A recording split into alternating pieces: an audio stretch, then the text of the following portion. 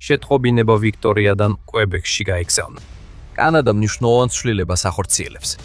კანადას ხშირად უსამართლოდან სხვაგვარადაც კი უყურებდნენ როგორც სამხედრო თვალსაზრისით ჩამორჩენილ ქვეყანას, რომელიც აშშ-ზე იყო დამოკიდებული დაცვაში, რათა შეენარჩუნებინა უცნაური პაციფიზმი. ახლა კი კანადა ემზადება იმ ომისთვის, რომელსაც ყველა ეშინია. ბიუჯეტური შეზღუდვები აღარ იქნება. კანადამ უნდა გადაიარარდეს, აღადგინოს სამხედრო ძალა და დარწმუნდეს, რომ მზად არის ბრძოლისთვის რუსეთის საფრთხის წინააღმდეგ, რომელიც სულ უფრო ახლოს მოდის და პირდაპირ ემუქრება ნატოს. კანადაში ახალი სამხედრო განთიადი დადგა და ის აგზავნის სიგნალებს, რომ მზად არის ბრძოლისთვის. 6 ივლისს კანადის პრემიერ-მინისტრმა მარკ კარნიმ ნატოს სამიტის წინ სიტყვით მიმართა, სადაც ის შეხვდა ნატოს წევრი ქვეყნების ათეულობით ლიდერს, რათა განეხილათ რა უნდა გააკეთოს ალიანსმა იმ რთულ გეოპოლიტიკურ სიტუაციაში, რომელიც პუტინის შეუჩერებელმა აგრესიამ შექმნა. კარნის გზავნილი ნათელი იყო. უფრო საშიშ და გახლეჩილ სამყაროში კანადამ მეტი უნდა გააკეთოს საკუთარი თავის დასაცავად, ჩვენი სუვერენიტეტის უზრუნველსაყოფად და ჩვენი მოკავშირეების მხარდასაჭერად. კანადის პრემიერ-მინისტრმა ის განაცხადა და დაამატა, რომ დასრულდა ის ათწლეულები, როდესაც საგარეო პოლიტიკის გადაწყვეტილებები ეფუძნებოდა ვარაუდს, რომ კანადის სამხედრო ძალას ყოველთვის დაუჭერდა მხარს მისი ყველაზე ძლიერი პარტნიორი. ის ვარაუდები, რომლებმაც 10 წლეულების განმავლობაში განსაზღვრა კანადის თავდაცვისა და საგარეო პოლიტიკა, თავდაყირა დადგა. ისტორია მთელი ძალით დაბრუნდა. ბოლო ნათქვამი შემაშფოთებლად მართალია. ვლადიმერ პუტინმა უკრაინაში შეჭრით ცივი ომის ეპოქის საშინელებები 3 წლეულის შემდეგ კვლავ ყურადღების ცენტრში დააბრუნა. ახლა კი შიში იმაში მდგომარეობს, რომ ის მალე გააფართოებს თავის აგრესიას ომში, რომელიც ევროპას და შესაძლოა დანარჩენ მსოფლიოსაც მოიცავს. აქ ჩვენ ხედავთ კანადის პოლიტიკის სრულ ცვლილებას, რომელსაც მარკ კარნი აცხადებს. წლების განმავლობაში კანადა ნატოს ერთ-ერთ ყველაზე სუსტ რგოლად ითვლებოდა, როგორც Wall Street Journal-ი უძღვება. გამოცემის ნათქვამში სიმართლეა. ქვეყანას დიდი ხნის ისტორია აქვს იმაში, რომ ვერასდროს მიუახლოვდა ნატოს თავდაცვის ხარჯების მიზანს, რომელიც წევრი ქვეყნის თლიანი შიდა პროდუქტის, ანუ MŠP-ს 2% შეადგენს. ბოლო დროსაც კი 2025 წელს კანადა თავდაცვაზე მხოლოდ MŠP-ს 1,37% ხარჯავდა და 2006 წლიდან, როცა ეს მიზანი დაწესდა, რეგულარულად ჩამორჩებოდა ნატოს მოთხოვნას. ეს 2026 წელს შეიცვალა და ჩვენ განვიხილავთ თუ რამდენად მალე მოხდა ეს. მაგრამ კარნის განცხადება ბევრად მეტია, ვიდრე უბრალოდ ხმამაღალი სიტყვები იმ ქვეყნისგან, რომელსაც ყოველთვის ჰქონდა პოტენციალი გამხდარიყო მნიშვნელოვანი სამხედრო ძალა. ეს არის განზრახვის განცხადება, სიგნალი, ნებისმიერი პოტენციური მტრისთვის, ვინც უსმენს, რომ კანადა ასრულებს იმ დროებს, როცა უბრალოდ მიყვებოდა დინებას და ნატოში თავის პოზიციაზე იყო დამოკიდებული და ახლა ემზადება, რომ თავად გადაიქცეს ძლიერ საბრძოლო ძალად, რომელიც მზად იქნება ნებისმიერ ომთან შესახვედრად. ეთვი არ შეგეპაროთ, კარნი უნდა რომ პუტინმა იცოდეს, კანადა იღვიძებს. ის მიანიშნებს ახალ მიდგომაზე, რომელსაც AFCEA International 3 ეტაპად აღწერს. არდგენა, ხელახალი შეიარაღება და დამოკიდებულების შემცირება. კანადის მიერ გაკეთებული განცხადების ფონზე, რომ ქვეყანა ემზადება 91 მილიარდი დოლარის გამოყოფისთვის თავისი არმიის მოდერნიზაციის მიზნით, ინიციატივით, რომელსაც თავდაცვის ინდუსტრიის სტრატეგია უწოდა, კარნიმ განაცხადა, რომ წარსულის წესებზე დრაფუძნებული წესრიგი ნელ-ნელა ქრება და კანადა მზად უნდა იყოს იმისთვის, რაც მომავალში მოხდება. იმის უზრუნველსაყოფად, რომ ასე იყოს, კანადამ შექმნა თავდაცვის საინვესტიციო სააგენტო, ანუ DIA, რომელიც ზედამხედველობას გაუწევს ახალ სტრატეგიას. და ეს სააგენტო კონცენტრირებულია 5 საყრდენზე, რაც კანადას ნატოს ერთ-ერთ მთავარ წევრად დაბრუნების საშუალებას მისცემს.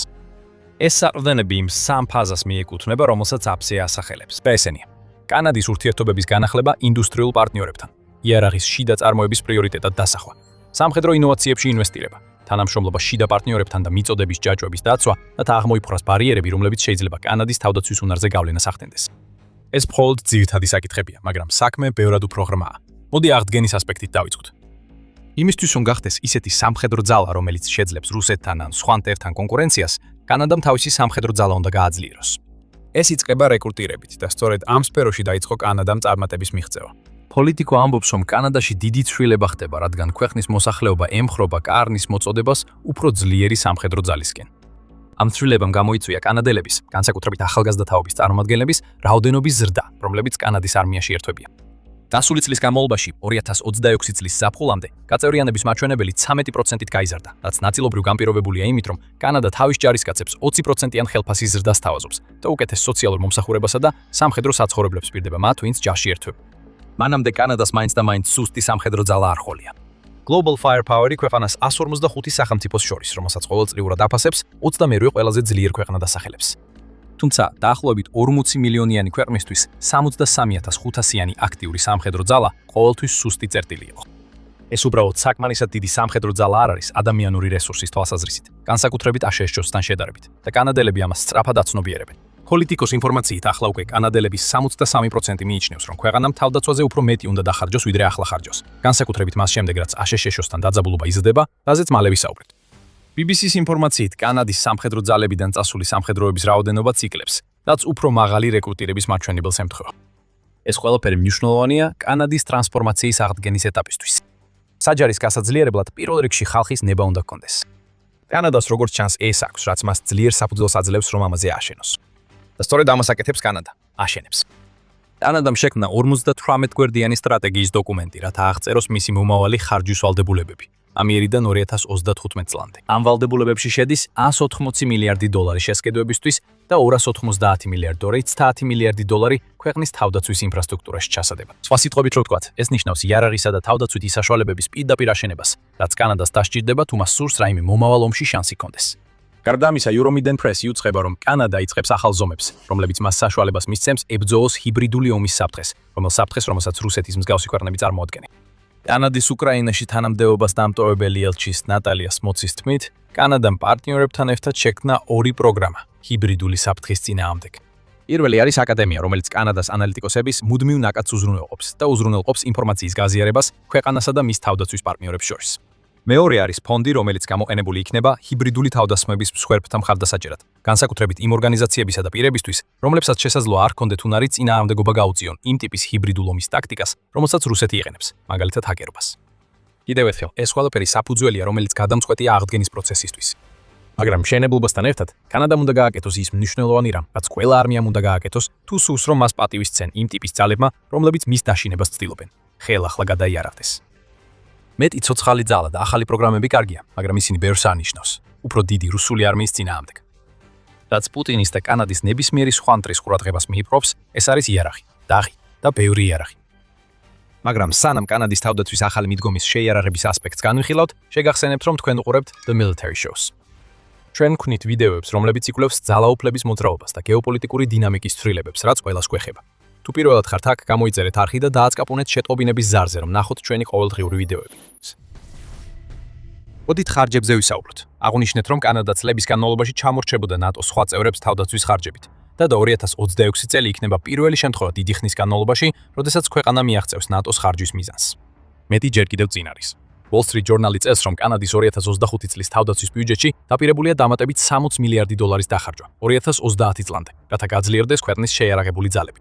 კანადამ ასევე დათანხმდა, რომ 2035 წლისთვის მიაღწევს ნატოს ახალ მიზანს და თავდაცვის ხარჯები MSHP-ის 5%-ის შეადგენს. ეს მიღწეული იქნება იმით, რომ თავდაცვაზე დაიხარჯება MSHP-ის 3.5%, ხოლო დამატებით 1.5% კრიტიკულად მნიშვნელოვან თავდაცვით და უსაფრთხოების ინვესტიციებზე.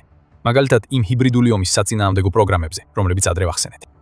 ასეობენ ადამიანები, რომლებიც აკრიტიკებენ კანადის მთავრობის თავდაცვის ხარჯვის გეგმებში გამჭვირვალობის აღქმულ ნაკლებობას. თუმცა კანადის ფინანსთა მინისტრმა ფრანსუა ფილიპ შამპანმა განაცხადა, რომ მეტი დეტალი გახდება ცნობილი, როცა კანადა წინ წაიწერს. ჩვენ არ გვაქვს მიზეზი ეჭვი შევიტანოთ შამპანში. ასევე გვაქვს მრავალი მინიშნება იმის შესახებ, თუ სად დახარჯავს კანადა თავის ფულს გეგმის გადაიარაღების ნაწილში. მაგრამ ერთი რამ ცხადია, კანადა ცდილობს მჭიდროდ დაუკავშირდეს ევროპის თავდაცვის გეგმებს. 2025 წლის დეკემბერში კანადამ შეძლო საბოლოო შეთანხმების მიღწევა, რათა შეუერთდეს ევროპის კავშირის უსაფრთხოების ქმედების ევროპისთვის, ანუ SAFE პროგრამას. ეს 171 მილიარდი დოლარის პროგრამა, როგორც პოლიტიკო აღწერს, იარაღის სესხის სქემაა და ის კანადას მისცემს სტომას ერთობლივად დაფინანსებულ პროექტებზე. ასევე საშუალებას მისცემს კანადურ კომპანიებს მიიღონ მონაწილეობა SAFE პროგრამის ფარგლებში სამუშაოებზე ტენდერებში. სხვა სიტყვებით რომ ვთქვათ, ეს პროგრამა ემსახურება კანადის ახალი თავდაცვის გეგმის რამდენიმე საყრდენ სვეტს. მათ შორის არსებული პარტნიორებთან ურთიერთობების გაძლიერებასა და კანადის შიდა თავდაცვის წარმოების სექტორის განვითარებას. მაგრამ ეს მხოლოდ დასაწყისია. რაც შეეხება ახალ იარაღზე პირდაპირ ხარჯვას, ბოლო დროს კანადა საკმაოდ აქტიურად ხარჯავს თახებს. მთავარი სიახლეები. ანდრომდე 6 ივლისს გამოქვეყნდა. სწორედ მაშინ გავრცელდა ინფორმაცია, რომ კანადამ გერმანიიდან 12 წყალქვეშა ნავის შეძენაზე მოაწერა ხელი, რასაც BBC თავის მხრივ მსგავსი ტიპის ყველაზე დიდ გარიგებად აფასებს. ამ გარიგებით კანადა უმკვლავდება მნიშვნელოვან საზღვაო პრობლემას. არსებული წყალქვეშა ნავებიდან მხოლოდ 1/4-დან არის რეალურად მწყობრში. ასევე ეს ხელს შეუწყობს კანადისთვის უმნიშვნელოვანეს მიზანს, საკუთარი თავდაცვის წარმოების შესაძლებლობების გაძლიერებას. გარიგება, რომელიც უკვე შეთანხმებულია, მაგრამ ჯერ ოფიციალურად გაფორმებული არ არის, გულისხმობს, რომ კანადამ წყალქვეშა ნავების მომწოდებლად აირჩია TKMS. ეს კომპანია სპეციალიზდება არაბირთვული წყალქვეშა ნავების წარმოებაში, ასე რომ კანადა არ დააბანდებს თანხებს აბსოლუტურად უმაღლესი კლასის წყალქვეშა აპარატებში, მაგრამ ეს არ არის მთავარი. თავარი ის არის, რომ კანადა საერთოდ აბანდებს თახებს, მას შემდეგ რაც წლების განმავლობაში მის საზღვაო ფლოტს მოუწია არასაკმარისი წყალქვეშა ნავებით არსებობა. როდესაც ეს 12 წყალქვეშა ნავი დასრულდება, კანადას ექნება შესაძლებლობა ნებისმიერ დროს 3 წყალქვეშა ნავი გამოიყენოს, რაც მისცემს საშუალებას დანარჩენი წყალქვეშა ნავის ქვეშა ნავების მოვლა პატრონობა და ტექნიკური მომსახურება განხორციელდეს. წყალქვეშა ნავებს ექნება ტყინულის ქვეშ მოქმედების შესაძლებლობა. ქვეყნისთვის, რომელიც ელოდება კონფლიქტს რუსეთთან არქტიკის რეგიონში, ეს გადამწყვეტად მნიშვნელოვანია. გარიგება ჯერ კიდევ საწყის ეტაპზეა და ჯერ არ ვიცით, რამდენს დახარჯავს კანადა, ან როდის მიიღებს წყალქვეშა ნავებს. მაგრამ 12 წყალქვეშა ნავი იაფი-არღის და ხარჯვის გაგრძელების ფონზე სხვა შეთანხმებებიც არსებობს, რომლებიც გვაჩვენებს, როგორ ახდენს კანადა აქტიურ გადაიარაღებას. Wall Street Journal-იც წერს, რომ ივნისში კანადამ ავსტრალიასთან 1 მილიარდი 760 მილიონი დოლარის ღირებულების შეთანხმებას მოაწერა ხელი, რათა შეიძინოს ჰორიზონტს მიღმა მოქმედი რადარის სისტემა, რომელიც სავარაუდოდ ქვეყნის არქტიკულ რეგიონში ინტერესების დაცვის გეგმებისთვისაც მნიშვნელოვანი გახდება.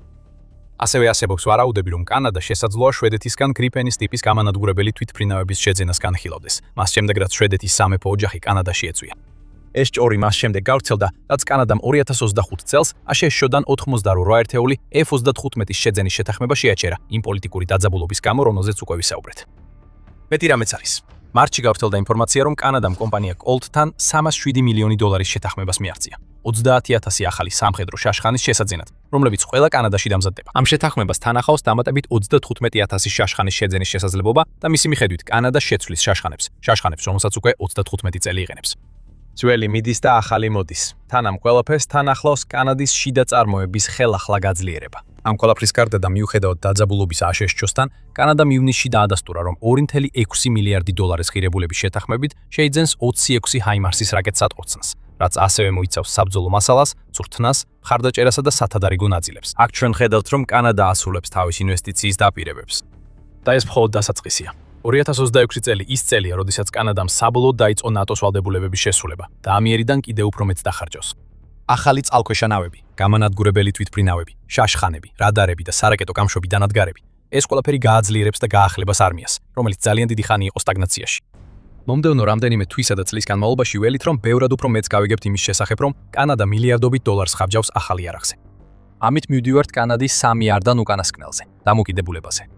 კერძოდ ეს ყველაფერი ეხება იმ მასაზეც უკვე რამდენჯერმე ვისაუბრეთ. კანადა ცდილობს, რაც შეიძლება მეტად დააშოროს თავისი თავდაცვა აშშ-სგან, რათა შეძლოს დამოუკიდებლად არსებობა. ეს არნიშნავს, რომ აშშ-სა და კანადას შორის ურთიერთობები მთლიანად გაწყვეტება. კანადა არ იყიდიდა ჰაიმარსის გამშვებ სისტემებს, რომ ასე ყოფილიყო. თუმცა ამას ვერავინ უარყოფს. დიპლომატიური მდგომარეობა ამ ორ ჩრდილოეთ ამერიკულ ქვეყანას შორის საკმაოდ არასტაბილურია, მას შემდეგ რაც აშშ-ის პრეზიდენტი დონალდ ტრამპი გახდა. დამცველებამ კანადას აჩვენა, რომ ყოველთვის ვერ უნდა იფიქროს, თითქოს აშშ-ში მზად და სურვილით იქნება, რომ ჩრდილოელი მეზობლის დასაცავად ბრძოლაში ჩაერთოს, თუ ამის საჭიროება გაჩნდება. ურთიერთობა, რომელიც ადრე ურხევად მტკიცედ ჩანდა, ბევრად უფრო მყიფე აღმოჩნდა, ვიდრე ვინმე ეგონა. სულ ამდენიმე დღეში მას შემდეგ, რაც ტრამპი პრეზიდენტი გახდა. ტრამპის ადმინისტრაციამ 2025 წლის თებერვალში კანადაზე ტარიფები დააწესა. ამტკიცებდა, რომ კანადა მეტი უნდა გააკეთოს არალეგალურ იმიგრაციასთან და ფენტანილის საზღვარზე გადმოსვლასთან ბრძოლაში. შემდეგ თვეებში ტრამპმა დაიწყო საუბარი კანადის ანექსიაზე. ხუმრობით თუ სერიოზულად, ტრამპისგან ცხადებებმა ბევრი ადამიანი შეაშფოთა. კანი მისაუბრა გეოპოლიტიკურ გაახეთქილებაზე და მიუხედავად გაზრდილი ხარჯებისა, კანადა კრიტიკის ქვეშ მოექცა პენტაგონის მხრიდან. მაისში ელბრიჯ კოლბიმ, რომელიც პენტაგონში თავდაცვის პოლიტიკის მოადგილეა, კანადას მწვავე ბრალდება წაუყენა და განაცხადა, რომ ქვეყანამ ვერ შეძლო სანდო პროგრესის მიღწევა თარწევა თავდაცვის ვალდებულებში. იმ ყველაფრის საფუძველზე, რაზეც ამ ვიდეოში ვისაუბრეთ, ეს აშკარად ცდარია და ავთ ურთიერთობებს ეხმარება. აშშ-მ ასევე გამოაცხადა, რომ აჩერებს მონაწილეობას მუდმივ ერთობლივ თავდაცვის საბჭოში, რათა გადახედოს, როგორ ეხმარება ეს ფორუმი ჩრდილოეთ ამერიკის საერთო თავდაცვასაც. როგორც ჩანს, სიტყვა მუდმივი მხოლოდ ფორმალობაა. ეს საკონსულტაციო საბჭო კონტინენტური უსაფრთხოების საფრთხოების საკითხებზე 1940 წლიდან არსებობს და აშშ-ს მია შეჩერება, მიუხედავად იმისა, რომ სრულად არ გამოდის, კიდევ ერთი სიგნალია, რომელსაც კანადა ძალიან სერიოზულად არ იკონს. კანადა მხოლოდ ომისთვის არ ემზადება, ის ემზადება პოტენციური მომავლისთვის, სადაც ის პარტნიორობა, რომელიც აშშ-სთან ასე დიდხანს ჰქონდა, შესაძლოა საკმარისი აღარ იყოს, თუ კანადაზე ოდესმე თავდასხმა განხორციელდება. ამ ყველაფერში ჩვენ ვხედავთ, რომ კანადა თავის სიგნალებს აგზავნის. კრიტიკის მიუხედავად, კანადა ინვესტიციებს ახორციელებს. მისი სამხედრო ძალა თვე-თვეზე ძლიერდება, რადგან კანადა ემზადება ომისთვის, რომის მოსვლაც არ სურს, მაგრამ მზადყოფნა აუცილებელია. მაგრამ ვისთან შეიძლება იყოს ეს ომი? საერთოდ საჭიროა კი ეს კითხვა დაუსვათ. კანადაში დებატი უკვე იმაზე აღარ არის, დაიწყება თუ არა ომი რუსეთთან, არამედ როდის დაიწყება. დავაზუსტოთ. პუტინი ალბათ ნაკლებად სავარაუდოა კანადაში შეჭრისთვის ჯარისკაცები გაგზავნოს, ყოველ შემთხვევაში დიდი ხნის განმავლობაში მაინც არ. უკრაინის ფარგლებს გარეთ მოსაოდნელი ნებისმიერი ომი სულ მცირე, ჯერ ევროპაში გაიმართება. მაგრამ კანადა ნატოს წევრია, ზუსტად ისე როგორც ბევრი ევროპული ქვეყანა, რომლებიც პუტინის სამიზნეში არიან. დიდი ალბათობით, თუ პუტინი პოლონეთს შეიჭრება ან აგრესიულად იმოქმედებს ბალტიის ან ნორდიკული ქვეყნების ტერიტორიაზე, კანადას მხარდაჭერის გაწევა მოუწევს. დამატებით არის აქტიკის ფაქტორი, რომელიც ადრე ვახსენეთ. როდესაც ჩრდილოეთის საზღვაო მარშრუტები იხსნება, რუსეთიც და კანადაც ცდილობენ თავიანთი პრეტენზიები დააფიქსირონ. ეს შექმნის დაძაბულობის წერტილებს და კანადამ უნდა იყოს მზად, რომ თავისი პოზიცია დაიცვას, რათა რუსეთმა არ გადაუაროს ქვეყანას. ასევე აღსანიშნავია, რომ კანადამ ლატვიაში ოპერაცია რეაშურენსის ფარგლებში დაახლოებით 2000 ჯარისკაცი განათავსა და ამ ჯარისკაცებზე ნებისმიერი თავდასხმა თავად კანადაზე თავდასხმად ჩაითვლება. რუსეთმა ბოლო კვირებში ხმამაღლა გააკრიტიკა კანადა, რაც კიდევ უფრო ამძაფრებს გეოპოლიტიკურ დაძაბულობას, რომელიც კარნისა და მისი გუნდისთვის შემაშფოთებელია. 10 ივნისს რუსეთმა კანადა ომის წამქეზებლად გამოაცხადა და შესაბამისი პასუხით დაემუქრა მას შემდეგ, რაც კანადამ უკრაინასთან დრონების წარმოების შეთანხმებას მოაწერა ხელი. ასეთი ტიპის მუქარები რუსეთის მხრიდან ჩვეულებრივი მოვლენაა, როცა რომელიმე ქვეყანა რამეს აკეთებს, რაც პუტინს არ მოსწონს. მაგრამ ის ფაქტი, რომ პუტინი მზადაა ასე პირდაპირ დაემუქროს კანადას, აჩვენებს, რომ რუსეთის ლიდერი აღარ ხელავს იმ ამერიკულ პასუხზე, რომელიც ჩვეულებრივ მოხვებოდა მსგავს დაშინების მცდელობას. სრულად გამოაშკარავდა იმ სახელმწიფოს ნამდვილი ბუნება, რომელიც შორსაა მშვიდობის მოყარეობისგან და პირიქით, ომის მოყარეა, რომელიც ყველანაირი საშუალებით ცდილობს კიდევ უფრო გააღრმაოს ეს სისხლიანი კონფლიქტი. ჩვენ ვიტოვებთ უფლებას მივცეთ შესაბამისი პასუხი, განაცხადა რუსეთის საგარეო საქმეთა სამინისტროს წარმომადგენელმა მარია ზახაროვამ შეთანხმების დადების შემდეგ. მოკლედ, კანადა მართალია, რომ ემზადება ბრძოლისთვის. რუსეთი, როგორც ჩანს, ნამდვილად აპირებს მის დაწყებას. უბრუნდებით ნატოს საკითხს, კანადამ ასევე უნდა მოემზადოს, რომ თავისი ძალა გამოიყენოს, თუ პუტინი ევროპაში ნატოს წევრ ქვეყანას დაესმება თავს. რუსეთი ივნისის ბოლოსა და ივლისის დასაწყისში ბალტიისპირეთისა და ჩრდილოეთის ქვეყნებს, ასევე პოლონეთს პროვოცირებდა. პოლონეთმა კი აშშ-სგან გაფრთხილებაც კი მიიღო, რომ რუსეთი რაღაც დიდს გეგმავს, დრონით თავდასხმიდან დაწყებული, სახმელეთო შეჭრით დამთავრებული მომდევნო კვირებში. ნატოს შიგნით ზოგიერთი, მათ შორის გერმანიის არმიის უფროსი ქრისტიან ფროიდინგიც, ასევე მიიჩნევს, რომ რუსეთი მზად იქნება ნატოს წევრ ქვეყანაზე თავდასხმისთვის 10 წლეულის ბოლოსთვის, მაგრამ არა მანამდე. თუ ეს მოხდება, ამოქმედდება მეხუთე მუხლი და კანადა ვალდებული იქნება დაეხმაროს თავდასხმის ქვეშ მყოფ სახელმწიფოს. წარსულში კანადა მზად არ იქნებოდა, მაგრამ ეს იცვლება. კანადა ახლა ემზადება, რომ თავისი როლი შეასრულოს ომში, რომლის მოახლოებისაც ყველას ეშინია და ეს მზადებები სულ ახლახან დაიწყო. როდესაც ხარჯები იზრდება, კანადა გარდაიქმნება შედარებით მცირე სამხედრო ძალიდან ისეთ ძალად, რომელსაც ანგარიში გაუწევენ და კანადა ამას გააკეთებს აშშ-სთან 10 წლეულების განმავლობაში არსებული განსაკუთრებული ურთიერთობის შენარჩუნებით, თუ მის გარეშეც. უკრაინისთვის ძლიერი კანადა ნიშნავს ძლიერ ნატოს და ეს ყოველთვის კარგი რამ იქნება, რადგან ის თავს იცავს რუსეთის შეჭრისგან. და რაც შეეხება კარგ ნატოს ამბებს, ალიანსმა გააკეთა რაღაც მასშტაბური, რაც შეიძლება გარანტიასაც კი იძლევა, რომ უკრაინა კიდევ წლების განმავლობაში შეძლებს ბრძოლას. თუ გსურთ გაიგოთ რა არის ეს, ნახეთ ჩვენი ვიდეო. თუ მოგეწონათ ეს ვიდეო, აუცილებლად გამოიწერეთ არხი და დააწკაპუნეთ შეტყობინების ზარზე, რომ არასდროს გამოგჩეთ, რას შემოგთავაზებთ შემდეგში The Military Show-ზე. და როგორც ყოველთვის, მადლობა ყურებისთვის.